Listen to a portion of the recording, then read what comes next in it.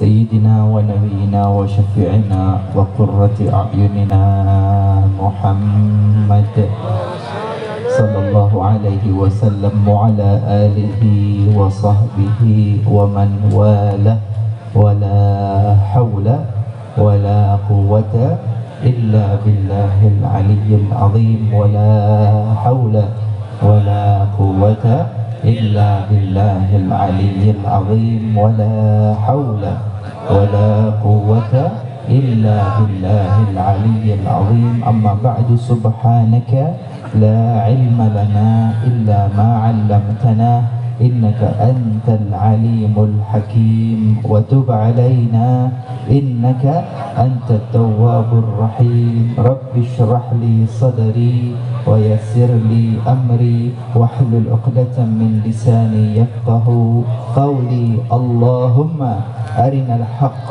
حقا وارزقنا اتباعه وأرنا الباطل باطلا وارزقنا اجتنابه. اللهم ولا تجعل مصيبتنا في ديننا ولا تجعل الدنيا أكبر همنا ولا مبلغ علمنا ولا تسلط علينا بذنوبنا من لا يخاف منك ولا يرحمنا.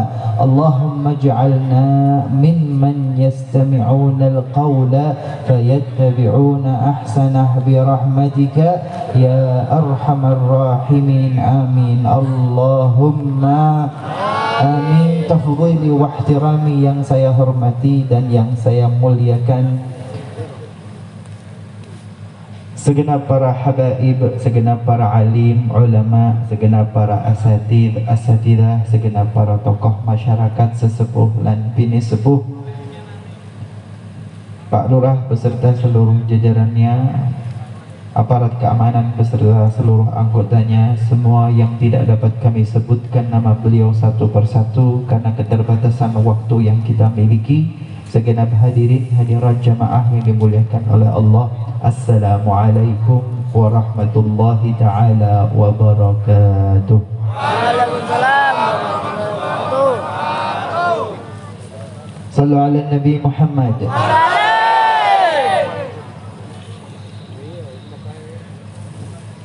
Hadirin hadirat, melanjutkan kajian kita dari kitab Al-Arba'in An-Nawawiyah karya Al-Imam Yahya bin Sharaf An-Nawawi rahimahullah ta'ala wa nafa'ana bihi wa bi'ulumihi fid daraini ila an qala al-hadithur rabi'.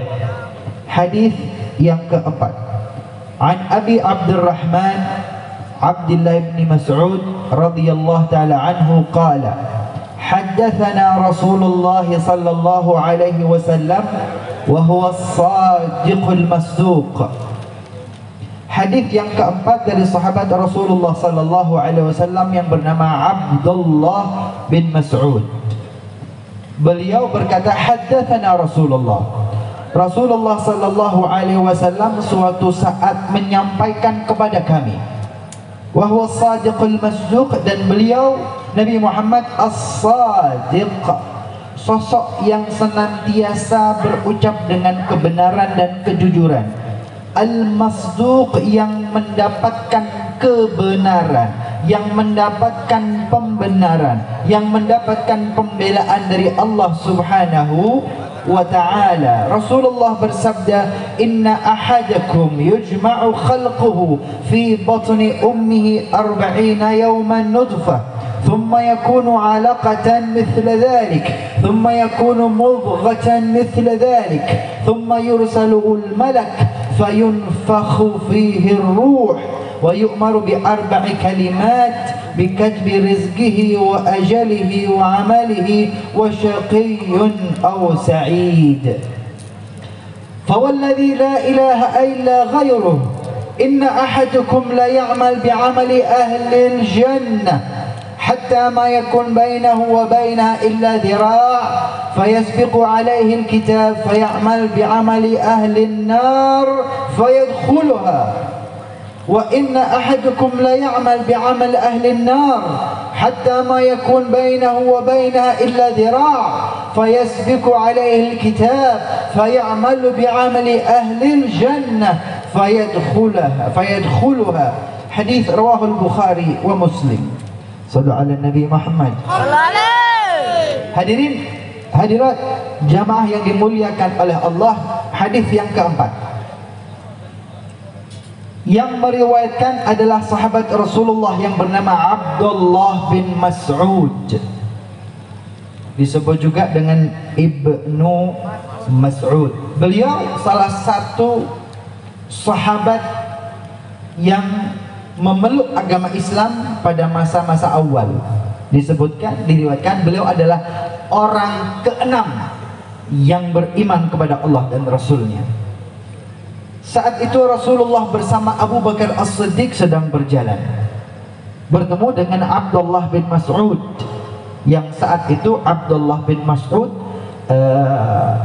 anak baru gede yang menjelang remaja, sedang mengembala domba milik Uqbah bin Abi Mu'ayyid. Bertemu dengan Rasulullah, Rasulullah berkata, "Ya ghulam, atasqini labanan, apakah engkau berkenan untuk memberikan kami susu domba, susu kambing?" Qal Abdullah bin Mas'ud yang menjelang dewasa, menjelang remaja berkata, "Anni mu'taman, anni mu'taman, saya hanya orang yang diberi amanah untuk menggembala domba. Domba ini milik Uqbah bin Abi Mu'ayyid." Kemudian Rasulullah SAW meminta izin, mana domba yang belum dewasa, yang belum punya anak domba. Diperlihatkan salah satu domba Rasulullah datangi, Rasulullah usap di bawah perutnya, maka seketika itu pula di bawah perutnya itu tampak muncul. Kemudian Abu Bakar As-Siddiq membawa bejana, Rasulullah langsung memerah susu dari domba tersebut. Setelah itu diusap lagi, maka kempes. Mukjizat Rasulullah SAW yang tampak di hadapan Abdullah bin Mas'ud dan di hadapan Abu Bakar. Melihat itu, maka Abdullah bin Mas'ud menyatakan keislamannya, keberimanannya kepada Allah dan Rasulnya. Sallu ala Nabi Muhammad. Kana syadidul udmah. Abdullah bin Mas'ud itu tidak berkulit putih, tetapi kulitnya berwarna. Kulitnya berwarna. Tidak tega mau bilang celeng gitu, nggak tega. Tidak boleh, ini sahabat ya. Tapi kulitnya berwarna, tidak bertubuh yang besar, tapi cenderung kurus ya, cenderung kurus. Kalau sama Habib ya, wah Habib ideal, nggak gemuk, nggak kurus, ideal sudah.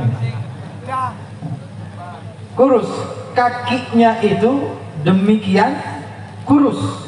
Suatu saat Abdullah bin Mas'ud ini mencari kayu siwak.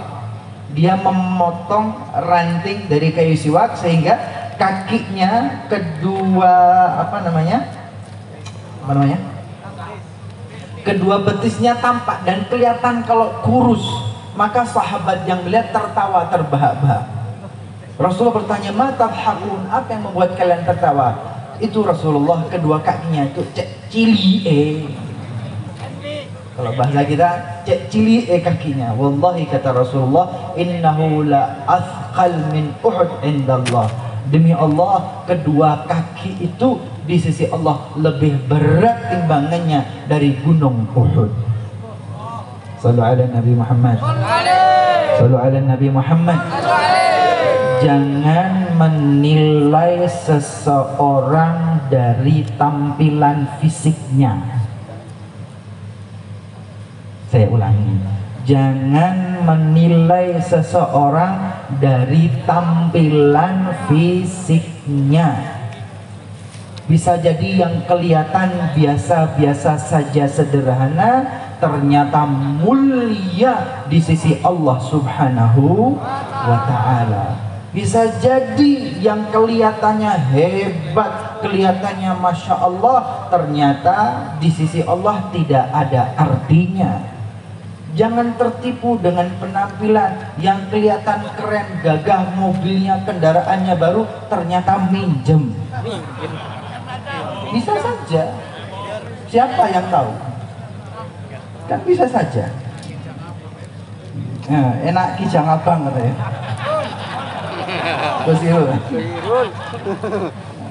Jangan tertipu dengan penampilan. Jangan silau, santai aja.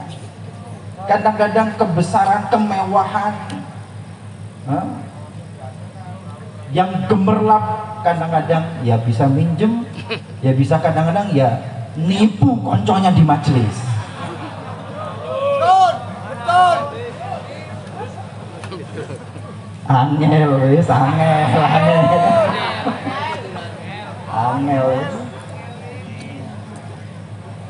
Rasulullah kembali ke Abdullah bin Mas'ud yang kelihatan kakinya kecil. Kata Rasulullah, demi Allah, kedua kaki itu di sisi Allah lebih berat dari gunung Uhud.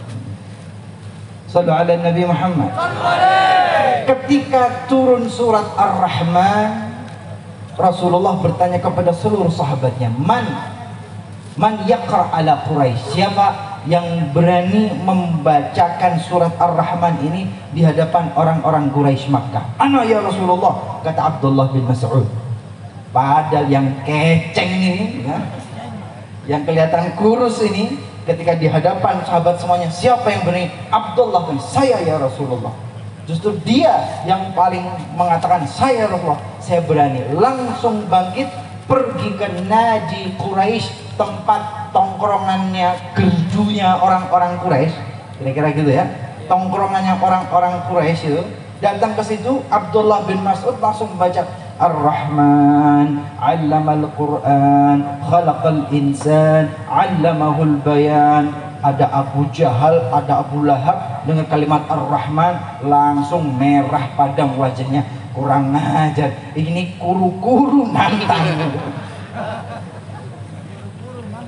Ini badannya kurus nantang. Bangkit Abu Jahal dan Abu Lahab dan orang Quraisy, dipukuli, ditandangi, dipukuli hingga babak belur dan berdarah-darah. Kemudian Abdullah bin Mas'ud pulang menghadap Rasulullah dengan wajah belam dan berdarah-darah, meneteskan air mata, menahan sakit, tapi senang sudah melaksanakan perintah Rasulullah. Tak lama kemudian Jibril datang dan tersenyum kepada Rasulullah. Kata dia, Jibril, engkau tersenyum bahagia. Lah ini Abdullah bin Mas'ud berdarah-darah nangis.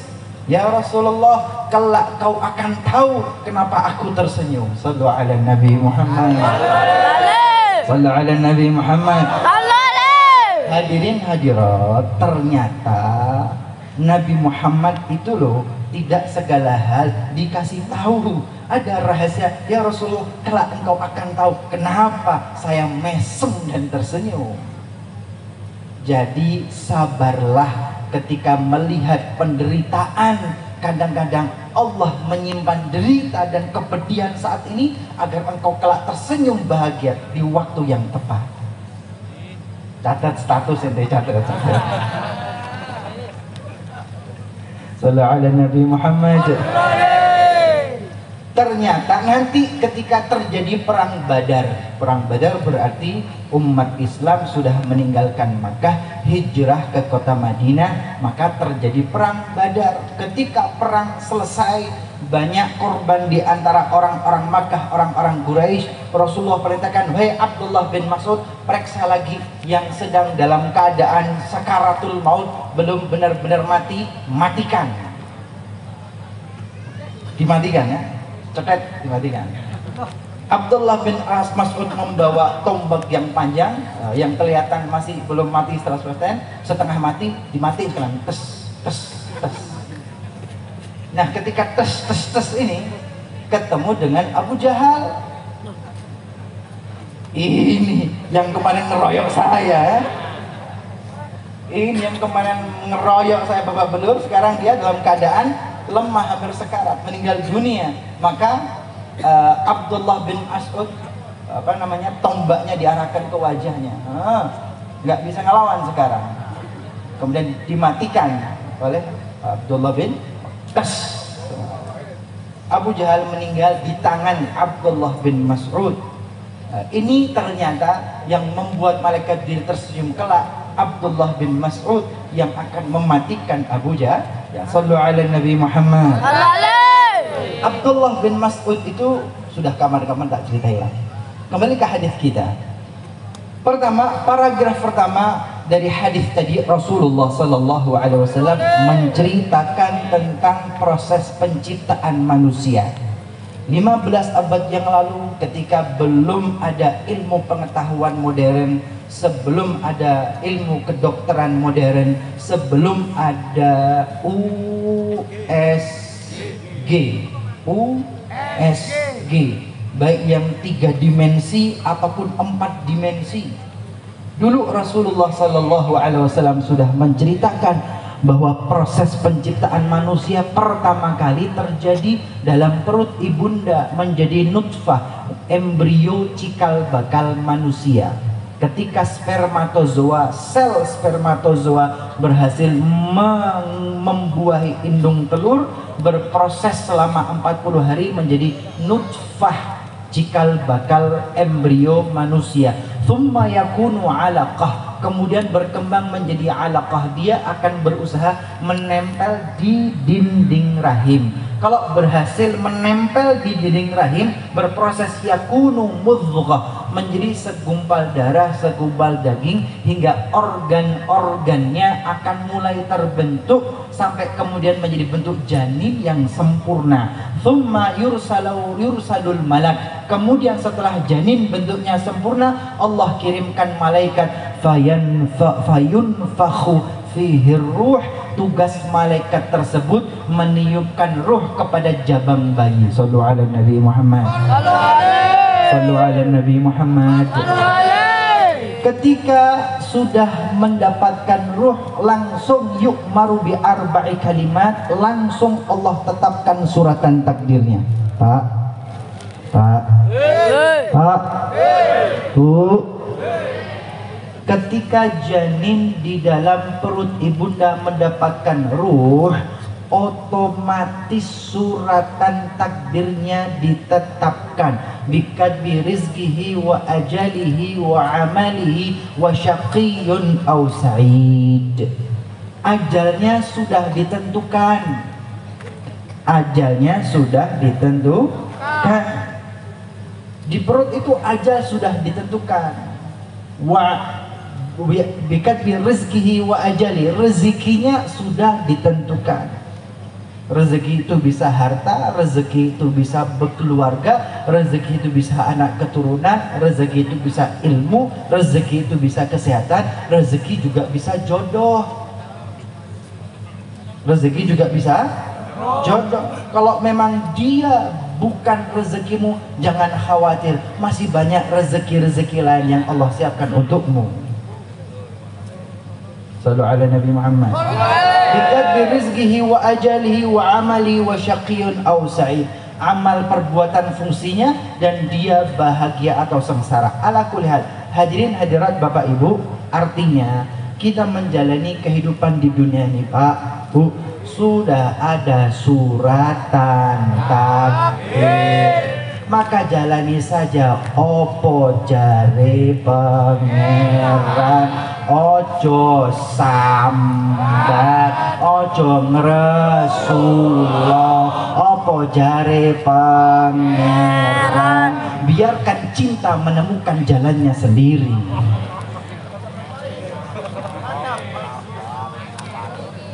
Gak usah sambat kalau ditikung sama teman.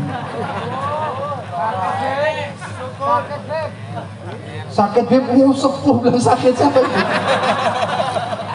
Pak Amin, astagfirullah Pak Amin. Aduh, Pak Amin milenial sekarang. Sallallahu alaihi Nabi Muhammad. Lanjut ya. Paragraf berikutnya, kemudian Rasulullah sallallahu alaihi wasallam memperingatkan, inna ahadukum la ya'mal bi'amali ahli jannah. Perhatikan, paragraf terakhir penting. Sesungguhnya ada di antara kalian yang selama ini sudah melakukan perbuatan ahli surga, ibadah terus, soleh terus, istiqomah terus, hatta yakun ma bainahu wa bainaha illa dhira'. Tapi detik-detik terakhir kehidupannya la ya'mal bi'amali ahlin nar. Ternyata detik-detik terakhir dia justru terjerumus melakukan perbuatan ahli neraka. Ketika ajal datang kok pas ketepaan dengan perbuatan ahli neraka, padahal selama ini udah soleh. Ojo dumeh, ojo dumeh, jangan sombong, jangan besar kepala, jangan merasa soleh, jangan merasa istiqomah. Loh, penting detik-detik terakhir la ya'mal bi'amali ahlinna fayadkhulaha, karena detik-detik terakhir kehidupannya melakukan perbuatan ahli neraka, masuk neraka lah dia. Su'ul khatimah. Wa inna ahadukum la ya'mal bi'amali ahlin nar, dan sesungguhnya ada di antara kalian yang selama ini melakukan perbuatan orang-orang ahli neraka. Dak sembahyang, dak sholat, dak sholawat, dak ngaji, dak nang riyadul jannah, dak istiqomah, nang kerdu remi tok. Angel.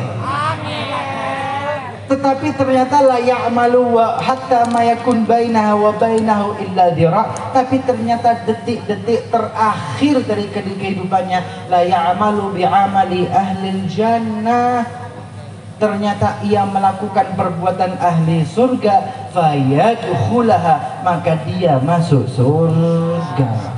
Satu, ojo dumeh. Dua, jangan pernah memandang orang lain dengan mata pandangan yang merendahkan. Don't judge the book from the cover. Wal afu minkum, wassalamualaikum warahmatullahi wabarakatuh.